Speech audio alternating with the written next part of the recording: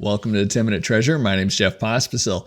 And one of the things that I think about every now and then is inflation. And I know that's been in the news a lot. And this actually not thinking about it because of that necessarily, but I deal with a lot of dollar amounts and I keep a lot of data over years and years and years.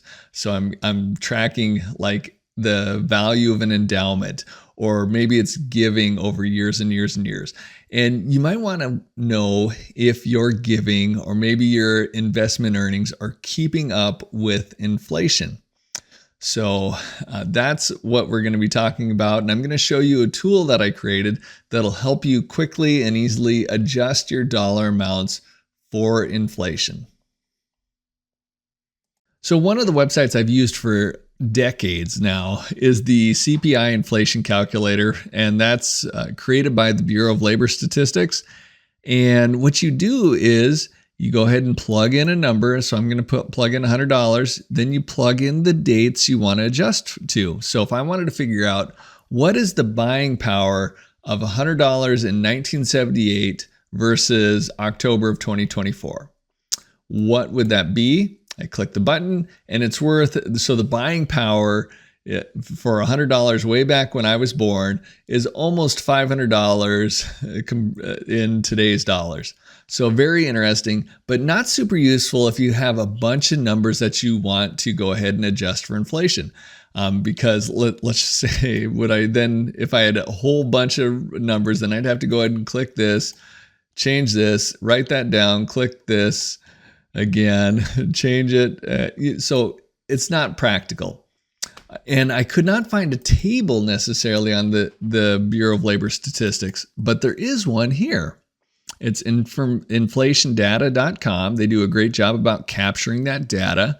And they have this wonderful table that goes all the way back to 1913.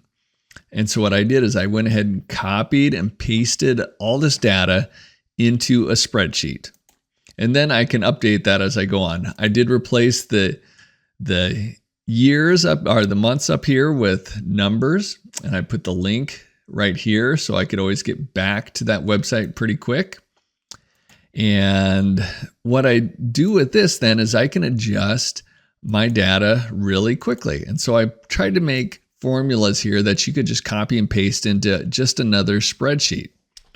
And so for here, for example, I just wanted to do one vertically where here's the most recent inflation data. So that's the most recent one. So October of 2024. You can tell that by the spreadsheet here. October of 2024, right there.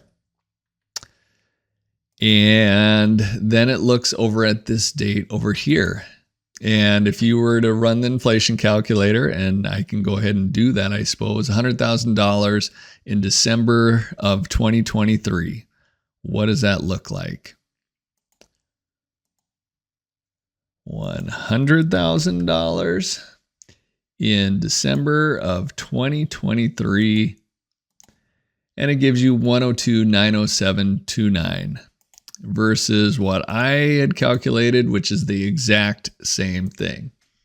So you could tell it's working. So this is an example. If somebody was giving you $100,000 every year, you could see the erosion of the buying power. So that $100,000 isn't worth as much as it used to be. I also tried to do it horizontally just to give an idea. So it's looking at this date here is the date for the inflation calculator, the most recent one, and this date here is the date you want to adjust to. And so let's go ahead and do this. I have a spreadsheet that I've been using for a while to track the giving to a certain charity. And actually what I need to do is, this is the year-to-date giving through October for this charity. So I'm going to go ahead and convert these to dates, because this won't work. This number won't work when we're trying to adjust to it. We need a full date. So 10/31 and 99, 10/31, 2000. And now I can just go ahead and copy and paste that down. And you can see now how it is. And by the way, you could already see, let's go ahead and use some conditional formatting. So that's right under on the home screen, conditional formatting. And I'm going to highlight the area that I want to format. And you can see right now, it looks like the early years were lean years, and then there's a stretch of good years, and then some lean years and a really lean year this current year. But if we adjust for inflation, so I'm going to go ahead and copy on my inflation sheet, I'm going to copy these 4 cells. I'm going to paste them over here, and I have to adjust the width. And by the way, you just get it where it has that little look right there, and then you double click. All right, and now I should be able to copy that on down. And if I want to do conditional formatting again, I can see actually they were really good years here in the beginning. Then they got a little bit lean, and then they got good again. And then actually right around 2013, 2014, they started fading off, and now they really are poor. We already kind of knew they were poor. But it is interesting. The best year would have been this one where it had the purchasing power of $4 million. And you can kind of see how that, the next highest one, though, would have been in 2013. So that was really good. But then things have just kind of slipped off. So while this might be somewhat helpful when you're looking at giving data, I think it actually is kind of helpful to see if your giving is growing faster than inflation. It probably a little bit more helpful in seeing if your investment returns are beating inflation. So I think that's a good thing to think about. So if you have CDs, for example, that you just keep renewing, are they beating inflation? If you have it in with Edward Jones or someplace like that, is it beating inflation? So, or how much is it beating inflation by? All good things to think about. And I will make this inflation adjuster available. I'll put a link to it. And the only thing you have to do, I don't know how much I'm going to keep it up to date necessarily, but the only thing you have to do if you are going to try to keep it up to date is go to that inflationdata.com. You'd have to go to it once a month or whenever you want to do it and just update it.